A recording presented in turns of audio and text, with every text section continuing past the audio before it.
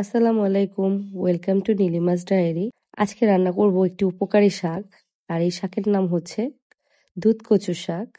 আমাদের বাগানের শাক। চলুন রান্না করে ফেলি। এই উপকারী শাকটি অবশ্যই আপনারা জানেন এই শাকের বহু গুণাগুণ রয়েছে। এই শাকের মধ্যে রয়েছে প্রচুর পরিমাণে আয়রন, যা আমাদের শরীরের জন্য খুবই ভালো। আর এই শাক আমাদের ব্লাড গ্রো করতে অনেক সাহায্য করে, আর সাথে ব্লাডকে পিউরিফাইও করে। তো আমি আজকে রান্না করব ডিম দিয়ে। বাই দ্য ওয়ে, আমি নীলিমা ফ্রম নীলিমাস ডায়েরি। চলুন রান্না করে ফেলি নীলিমাস কিচেনের থেকে। ডিম দিয়ে কচু শাক। প্রথমে শাকগুলো আমি ভালোভাবে ক্লিন করে রেখে দিয়েছিলাম। দেন একটি ছুরির সাহায্যে কুচি করে কেটে নিয়েছি। এই তো এখন রান্না করে ফেলবো। প্যানের মধ্যে দিয়ে দিলাম পরিমাণ মতো তেল। আর যে কোনো শাক রান্না করতে গেলে তেলের পরিমাণটা একটু বেশিই লাগে। এখানে কিপটামি করলে একদমই চলবে না।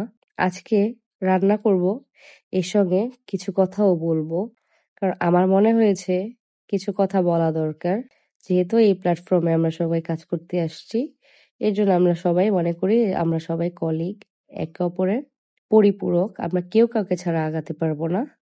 অবশ্যই সবার সাহায্য লাগবে।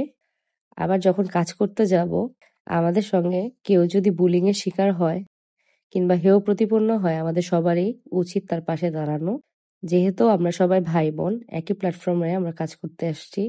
এখানে হতে পারে কারো এটা ফুল টাইম প্রফেশন, কারো হয়তো বা শখের বিষয় করা, কারো কিংবা সময় কাটানোর জন্য এটা করা। তো আমরা তো আসলে প্রত্যেকের জীবন আলাদা আলাদা ভাবে পড়তে পারবো না। তো আমাদের সবারই পার্সোনাল একটা জীবন আছে। তো হয়তো আমরা অনেকেই চাই কিংবা অনেকেই চাই না যে আমাদের পার্সোনালের সঙ্গে প্রফেশনাল লাইফটা গুলিয়ে ফেলতে। আপনি সবসময় দেখবেন দিন শেষে আপনার পরিবারটাই আপনার কাছে সবকিছু। সারাদিন আপনি যখন স্কুলে চলে যান তখন আপনার মাইন্ড থাকে একটা স্কুলের। আপনি যদি ইউনিভার্সিটিতে পড়েন, ইউনিভার্সিটির মতো ফ্রেন্ড সার্কেল নিয়ে। দিন শেষে কিন্তু আপনার মনে হবে যে আমার একটা পরিবার আছে, মা বাবা ভাই বোন, হাজব্যান্ড ওয়াইফ, ছেলে মেয়ে, এদের দিয়েও একটা আলাদা জগৎ আছে। আবার যখন বন্ধুদের সঙ্গে মিশে যান তখন কিন্তু এদের কথা একটু সাইড করে আমরা রাখি। তেমনি আমরা যখন ইউটিউবে কাজ করতে আসি, আমাদের সবারই উচিত আমাদের পার্সোনাল লাইফটাকে একটু সাইড করে রেখে চলে আসা। কারণ এখানে হচ্ছে আমরা সবাই কাজ করতে আসছি। অবশ্যই আমরা সবাই কাজকে ভালোবেসে এখানে এসেছি।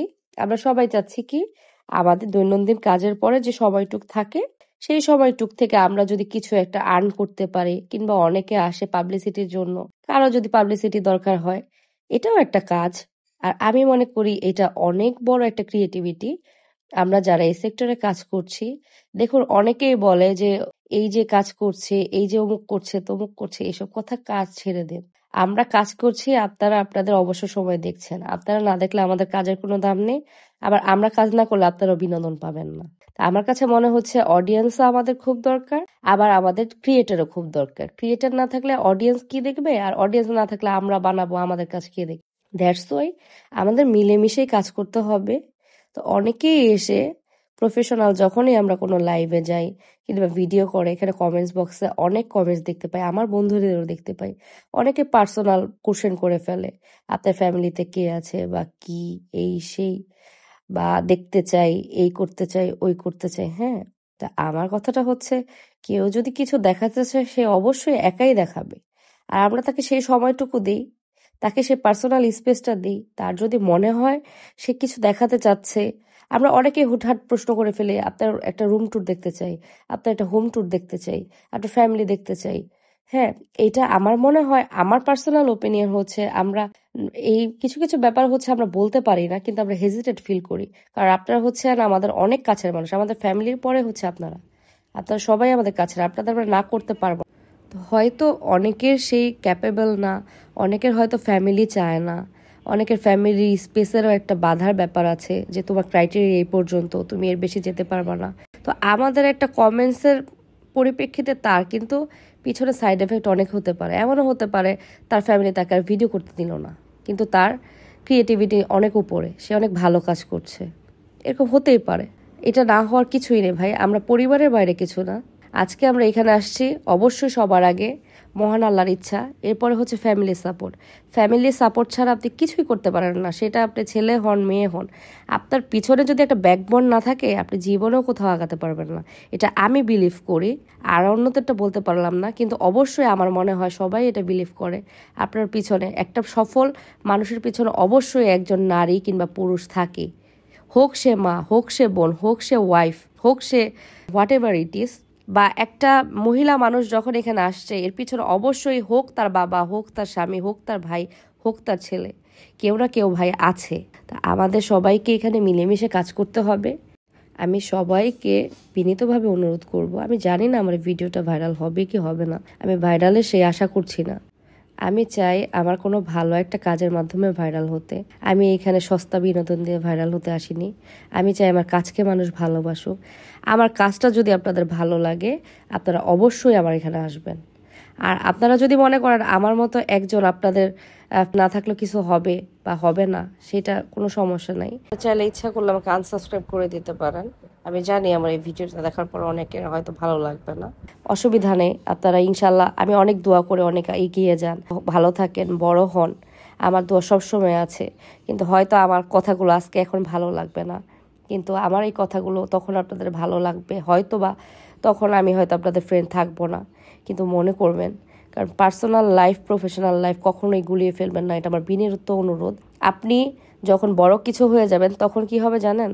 হয়তো আপনি আপনার ফেসটাকে ভিউ করলেন, আপনি সামনে আসলেন, যখন আলহামদুলিল্লাহ আপনি বড় ক্রিয়েটার হয়ে যাবেন, আপনি যখন কোনো একটা সোশ্যাল ওয়ার্কে যাবেন কিংবা একটা, আমি একদম সরাসরি বলি, আপনি একটা বিয়ে বাড়িতে গেলেন সেটা খুশির জায়গা, আপনি একটা মরা বাড়িতে গেলেন, তখন যদি আপনাকে কেউ ছবি তোলার জন্য ফোর্স করে, আপনাকে যদি কেউ অহেতুক প্রশ্ন করে, আপনার ইমোশনের জায়গা, মানুষ সবাই আমরা তো মানুষ, আমাদেরও তো ইমোশন আছে। তো তখন আপনার ফ্যামিলিকেও যদি আপনি এরকম ফেস ভিউ করলেন বা তাদের সামনে আনলেন, হয়তো তারা পছন্দ করতো না, কিন্তু ওই বাড়িতে গিয়ে আপনার যারা ভিউয়ার্স আছে তারা তাদেরকেও কোশ্চেন করবে, তাদেরকেও ইয়ে করবে, তখন সেক্ষেত্রে সব ব্লেম আপনার উপর চলে আসবে। এটা আপনারা মিলিয়ে দেখেন। সেই ব্লেমগুলো চলে আসলে তখন আপনি চিন্তা করবেন যে হ্যাঁ আমি এই ভুলটা তো পিছনে করেছিলাম। তা আমরা তো অনেক সময় চিন্তা করি নায়ক নায়িকারা কেন মুখ ঢেকে চলে যায়, কেন তারা কথা বলতে চায় না। ভাই তারাও মানুষ, এরাও রবট না, এদেরও ইমোশন আছে, এদেরও দৈনন্দিন কাজ আছে। এমন না যে তারা শুধু নায়ক নায়িকা তাদের হাত ধুয়ে ভাত খায়, তাদেরও কাজ করতে হয়।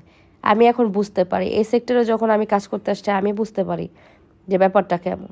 তা আমি সেটা বলবো না, যারা কাজ করছেন সামনে এসে এটা আরও ভালো, কিন্তু কেউ কাউকে পার্সোনাল কোশ্চেন করেন না, সবাইকে যার যার স্পেসটা দিয়ে। কেউ যদি খুশি হয়ে আপনার সঙ্গে তার খুশিটা বিলিয়ে নিতে চায় কোনো সমস্যা নাই, এটা অ্যাপ্রিসিয়েটেবল। কিন্তু কেউ যদি না চায় যে আমি চাচ্ছি না আমার ফ্যামিলি নিয়ে কথা বলতে, রিভিল করতে, তখন তাকে আর ফোর্স করেন না প্লিজ। আমি অনুরোধ করছি, আপনারা এখানে যে যা কাজ করছে যার যার, আপনি দেখুন কার কি ক্যাটাগরিতে ভিডিওটা। কেউ যদি কমেডিয়ান হয় তার ভিডিওর মধ্যে কমেডিয়ান কিছু আছে কিনা সেগুলো দেখেন, যেমন আমার রান্নার চ্যানেল, আমি রান্না করি কিনা এইসব দেখেন। হ্যাঁ, যে ব্লগ করছে তারটা ব্লগ দেখেন। আমরা কাজে আসছি, আমরা কাজের মধ্যে থাকি, কাজের বাইরে না যাওয়ারটাই দরকার নেই। আর আমি মনে করি না যে মানুষের পার্সোনাল লাইফ নিয়ে এখানে কথা বলার কিছু আছে। এখানে আমি আমার কাজ করছি, আমারটুকু নিয়ে যথেষ্ট। তো অনেক কথা বলে ফেললাম, আমাকে ক্ষমা সুন্দর দৃষ্টিতে দেখবেন। আমার মনে হয়েছে এই কথাগুলো বলা উচিত। অনেক আপু ভাইয়ার আছে এগুলো বলতে পারছেন না, চক্ষু লজ্জা বা লোক লজ্জার ভয়, কিন্তু বলা উচিত যেহেতু কাজ করতে এসেছি এখানে। অবশ্যই আমরা বন্ধুদের কাছে সবই শেয়ার করতে পারে। আলহামদুলিল্লাহ, কোনো সমস্যা নেই। আমার মনে হচ্ছে আপনারা উইলিংলি নেবেন আমার কথাগুলো। আর যদি আমার কথায় কোনো কষ্ট পেয়ে থাকেন, আমি আবারও আপনাদের কাছে ক্ষমা চাচ্ছি, ক্ষমা সুন্দর দৃষ্টিতে দেখবেন। আমার অনেক আপু ভাইয়ার আছে অনেক সহজ সরল, তারা হয়তো বলতে পারছে না, তো আমার সেই দিক থেকে বলতে আসা। তো এই তো আমি শাকটাও রান্না করে ফেললাম আর কিছু কথা বললাম, আপনারা কিভাবে নেবেন এটা হচ্ছে আপনাদের ব্যাপার। আমার কথায় যদি আপনাদের অনেক কষ্ট লেগে থাকে তাহলে আপনারা আমাকে আনসাবস্ক্রাইব করতে পারো, আমার কোনো সমস্যা নেই। আমার কথা হচ্ছে আগে তিতা পরে মিঠাটা অনেক ভালো, আর ওই মিষ্টি কথা বলে সাবস্ক্রাইবার ধরে আনা এসবের মধ্যে আমি নাই। আমার কাজকে যদি ভালো লাগে আমার কাজটা দেখবেন, আমার কাজকে যাচাই করবেন, এরপর আপনারা আমাকে ফ্রেন্ড বানাবেন, কোনো সমস্যা নেই। আর আমি চাই না আমার এখানে শুধু লাখ লাখ ফ্রেন্ড হোক কিন্তু কেউ আমার কোনো ভিডিও দেখছে না, লাইক কমেন্টস করছে না। আর দুষ্টু গরুর চাইতে শূন্য গোয়াল ঘর অনেক ভালো। তো সেক্ষেত্রে আমি যতটুকু ফ্রেন্ড বানিয়েছি, আমি চেষ্টা করি সপ্তাহে সবার বাড়িতে ঘোরার। আমার প্রায় সপ্তাহে 2-3 দিন শুধু কিন্তু আমার হয়তো আবেগটা একটু বেশি কাজ করে, কমেন্টস করলে সবাইকে কমেন্টস করতেই থাকি। কিন্তু তারপরও আমার ফ্রেন্ডসরা এক একটা লাইভে গেলে অনেক মন খারাপ করে, আমি যাই না। আমি কিন্তু সবার লাইভে দেখি। তো এই হচ্ছে কথা। তো শাকটা রান্না হয়ে গেল, আর এই শাকটা রান্না করা অনেক সিম্পল, তো আমার কাছে খুবই ভালো লাগে। তো আমি পেঁয়াজ রসুন দিয়ে, শুকনা মরিচ দিয়ে আগে ডিমটা বাগার দিয়ে এরপরে শাকটা দিয়ে দিয়েছিলাম, পরিমাণ মতো লবণ দিয়েছি, হয়ে গেল শাকটা। আপনাদের কার কেমন লাগলো, আর আপনাদের কার কি অভিমত আমাকে অবশ্যই জানাবেন। আমি সবার কমেন্টস পড়বো, আমি সবার কমেন্টসের বসে বসে উত্তর দেওয়ার চেষ্টা করবো। কেউ মন খারাপ করবেন না, ইনশাল্লাহ আমি পাশে আছি, আপনারাও পাশে থাকবেন। আমাকে যদি ভালো লাগে, আমার কাজকে যদি ভালো লাগে, অবশ্যই থাকবেন। আল্লাহ হাফেজ।